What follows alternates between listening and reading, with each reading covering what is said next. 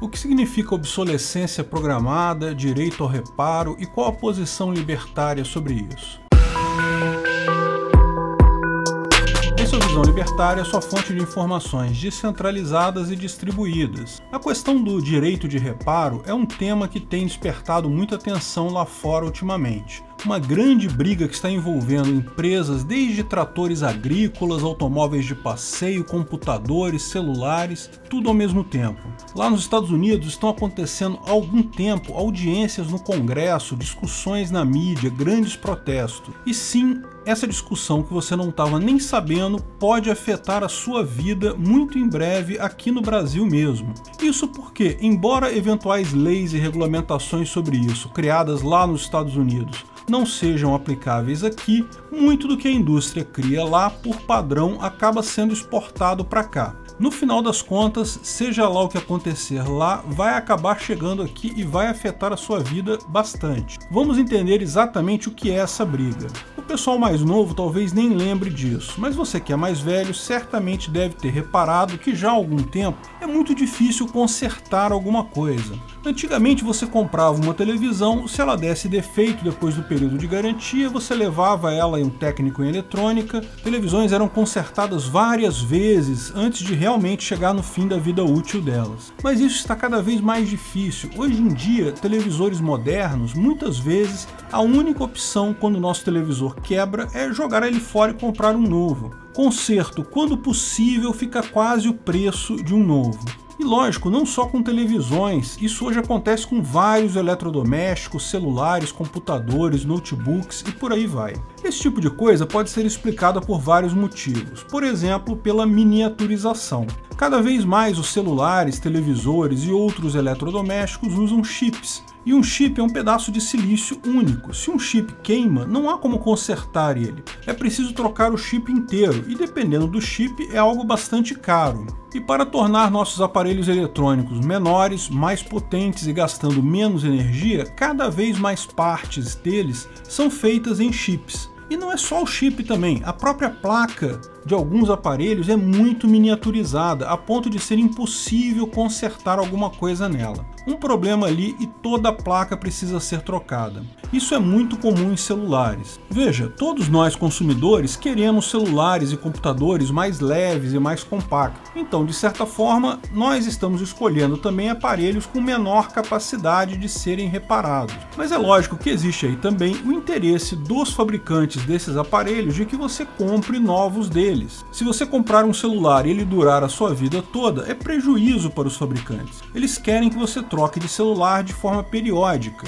Por isso, tem interesse que se o seu celular quebrar, ele simplesmente não pode ser consertado. É a chamada obsolescência programada. O conceito vocês certamente conhecem. Tecnicamente, sempre foi possível construir lâmpadas que não queimam nunca. Você compra a lâmpada e ela funciona a vida toda. Isso é perfeitamente possível, sempre foi. Porém, isso não permitiria a produção de lâmpadas numa escala razoável. Isso faz com que as empresas sempre projetem suas lâmpadas com alguma vida útil em mente. E isso é um problema econômico mesmo, não é um problema técnico. A prova disso são as lâmpadas de Dubai. Essas aí no vídeo, apesar de parecerem com as lâmpadas antigas incandescentes, na verdade são lâmpadas mais modernas que as fluorescentes que usamos aqui no Brasil. São lâmpadas LED, portanto mais econômicas ainda que as fluorescentes. Esses filamentos amarelos aí são os LEDs em si. Nos Estados Unidos e na Europa já são comuns lâmpadas desse tipo. Mas lá em Dubai, o Sheikh Mohammed bin Rashid Al Maktoum, governante lá de Dubai, fez um acordo com a fabricante Philips para produzir esse tipo de lâmpada, só que com vida útil 40 vezes maior. Sim, existem lâmpadas que você pode comprar e elas duram a vida toda, mas você só consegue comprar elas em Dubai. O preço é salgado, mas nem tanto. Uma lâmpada de 5 watts, que aqui no Brasil você compra na faixa de R$12, lá em Dubai custa R$30. Mas pensa bem, você compra uma vez e acabou, nunca mais vai precisar comprar outra lâmpada. O acordo da Philips em Dubai existe porque o governo pagou pela produção da lâmpada. A Philips tem um monopólio de venda do produto lá e ainda recebe subsídio do governo. A própria Philips falou que não tem interesse em vender em outro lugar do mundo a mesma lâmpada e se não fosse o subsídio do governo, não seria economicamente viável vender por esse preço mesmo lá em Dubai. Ou seja, o povo de Dubai paga imposto para comprar uma lâmpada que dura mais. Se isso vale a pena ou não, eu não sei, mas certamente seria melhor deixar o dinheiro dos impostos na mão das pessoas, para elas decidirem como isso seria melhor aplicado. Muita gente encara a obsolescência programada como um dos males do capitalismo. Olha só, empresários malvadões querendo ganhar dinheiro em cima de você, diminuindo a vida útil da lâmpada. Mas estão olhando a coisa do ponto de vista errado. Da mesma forma que escolhemos aparelhos menores no mercado, e isso leva a dificuldade de consertar, menor vida útil em consequência, a duração dos objetos como lâmpadas, celulares e outros também está obedecendo, no fundo, a decisão do próprio consumidor. E o motivo é simples: fazer lâmpadas que duram mais é sim tecnicamente viável, mas não quer dizer que é barato, o custo é alto, muito mais alto que a diferença de 12 para 30 reais lá de Dubai. Lembra? O valor lá é subsidiado. O fato é que, num livre mercado, se existir interesse do consumidor por comprar algo mais durável, certamente haveria fabricante disposto a preencher esse nicho de mercado. Rapidamente surgiriam lâmpadas de longa duração e você poderia optar por comprar elas se quisesse. Mas lembre-se, seriam mais caras. Não existe hoje tal oferta porque a demanda é mínima. Ninguém está interessado em pagar mais caro por isso. Mesma coisa com o celular. Ninguém quer um celular que dure 10 anos. Ninguém toparia pagar o preço que isso custaria, porque ano que vem vão existir modelos melhores de celulares, você vai querer trocar ele de qualquer forma. Para que pagar mais caro por um celular que dura 10 anos, se você vai descartar ele ano que vem ou no ano seguinte? E essa lógica vale, no final das contas, para todos os produtos. As pessoas podem achar que querem produtos que duram muito,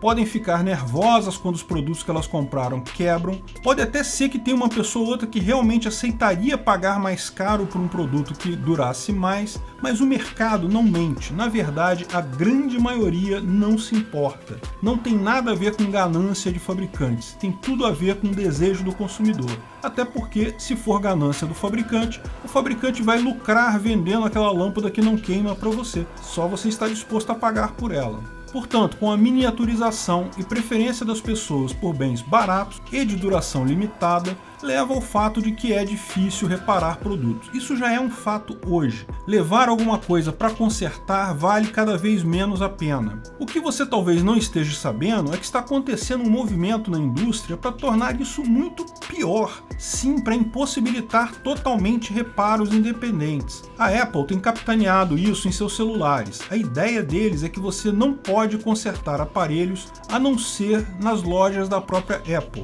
a ponto do celular detectar se tem algum componente trocado e gerar mensagem de erro. No iPhone 12, uma loja de reparos de um rapaz que também é youtuber, fez um vídeo mostrando que, se você trocar a câmera de dois iPhone, a câmera de um pela do outro, eles param de funcionar. Sim, as duas câmeras são originais, produzidas pela Apple, apenas foram trocadas entre aparelhos, não funcionam mais. E detalhe, para você não dizer que ele queimou as câmeras com o processo, ele voltou as câmeras para os aparelhos originais e elas voltaram a funcionar. O aparelho identifica peças estranhas e não as aceita. Não tem mais como consertar se não for na Apple. E isso não é só coisa da Apple não, outras empresas de celulares estão seguindo o mesmo caminho. Não só de celulares, computadores e outros eletrodomésticos também. O próprio aparelho identifica se houve peça trocada e não aceita peças se não for feito por uma assistência técnica autorizada. A única forma de consertar é na rede autorizada do fabricante, porque outras lojas de conserto simplesmente não vão ter peças, nem vão ter informações para consertar seu aparelho. Antigamente, fabricantes vendiam os esquemas dos aparelhos para a rede de assistência técnica. Também vendiam peças sobressalentes. Assim, um técnico em eletrônica poderia saber como o aparelho funciona e consertar ele. Hoje em dia isso acabou. Peças originais só se você levar na assistência técnica original. E pior, fabricantes de automóveis estão entrando nesta onda também. Você que tem carro sabe o quanto é mais caro consertar o carro numa autorizada. ao invés de levar ele na oficina do seu Zé ali na esquina. Pois é, o movimento que está acontecendo agora, principalmente com carros elétricos, é que o seu Zé não vai ter mais os esquemas para saber como o seu carro funciona, não vai ter mais peças para trocar no seu carro, e pior, se ele trocar mesmo assim, o seu carro vai detectar que tem peça estranha e não vai aceitar isso. Uma grande fabricante de máquinas agrícolas, a John Deere, está numa briga judicial enorme justamente porque se recusa a fornecer peças, informações e o software para suas colheitadeiras poderem ser consertadas por terceiros. Aí entra um outro ponto, cada vez mais esses aparelhos confiam em software. No final das contas, existe uma ligação entre direito ao reparo e acesso a código-fonte de software. Isso é verdade não só para as colheitadeiras, mas também para todos os outros aparelhos. Um absurdo, certo? Você compra uma coisa, mas não pode reparar ela, não pode mexer nela, é como se não fosse sua, você está apenas alugando ela por um tempo do fabricante. Daí o movimento do direito ao reparo lá nos Estados Unidos. Muita gente está brigando com isso. Não apenas mecânicos, técnicos em eletrônica, etc., que querem o direito de continuar seus negócios, de reparar coisas, mas também o consumidor final, que não quer pagar os preços extorsivos e ter produtos que quebrou tem que comprar outro. Mas de qualquer forma, vale a pena a gente entender os argumentos do outro lado. O primeiro ponto que alegam é a segurança. Um conserto feito na oficina do Zé, a montadora não tem como garantir que foi bem feito. Pior, um acidente depois disso pode gerar uma má imagem para a fabricante. Principalmente se você considerar o software, porque o seu Zé fazer um conserto ruim na parte mecânica, isso pode ser detectado depois, mas se ele introduzir uma falha no software, como provar que o problema foi dele? A empresa prefere, por segurança, que só os seus técnicos treinados possam mexer no produto. Pior, se um hacker tem acesso àquele código, ele pode estudar aquele código e pode fazer ataques para invadir o carro de outras pessoas. No momento que você permite qualquer um mexer naquele carro, você está diminuindo a segurança não só do seu carro, mas do carro de todas as outras pessoas. Terceiro ponto que alegam, principalmente em automóveis e máquinas agrícolas, são as emissões de carbono. Os softwares são calibrados para atender os parâmetros da legislação ambiental e não gerar muita poluição. Oficinas podem muito facilmente mexer com os sensores, mudar o software e com isso o trator passaria a emitir mais gases poluentes. Esses motivos são até válidos, mas no final das contas percebe-se que é uma desculpa só que usam. O problema real deles no final é o software. Cada vez mais o software, tanto em carros quanto em colheitadeiras, é o ponto central de inteligência do projeto dos mesmos. Sempre foi em celulares, computadores e outros aparelhos também. Se você tem acesso ao esquema, peças e coisa e tal, acaba tendo acesso também ao software embarcado. Hoje ele é considerado mais importante que o hardware, tanto em carros quanto em colheitadeiras. No final das contas é isso, e lógico, o interesse em ganhar mais com serviços e peças que justifica a posição dessas empresas. Lá nos Estados Unidos tem altas brigas sobre isso. Muita gente pedindo leis do right to repair, ou seja, o direito ao reparo.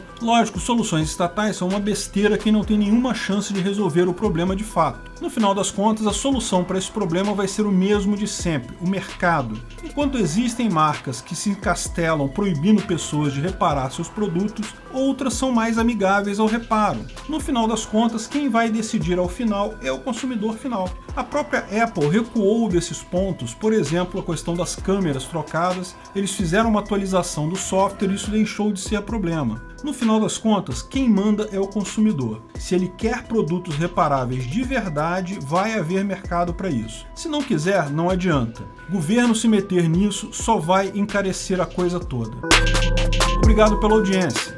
Esse vídeo foi um oferecimento de armataweb.com, cloud e serviços de data center, 100% de compromisso com a satisfação e privacidade dos clientes. Aceitamos Bitcoin, veja o link na descrição do vídeo. Se você gostou desse vídeo, clique no like e compartilhe ele em suas redes sociais. Se inscreva no canal para nos ajudar, clicando no botão vermelho abaixo. Se quiser ser avisado de novos vídeos, clique no sininho ao lado. Saiba mais sobre o nosso projeto no site visãolibertaria.com. Lá você pode sugerir novos artigos, escrever artigos, patrocinar e muito mais. Confira visãolibertaria.com. Até a próxima!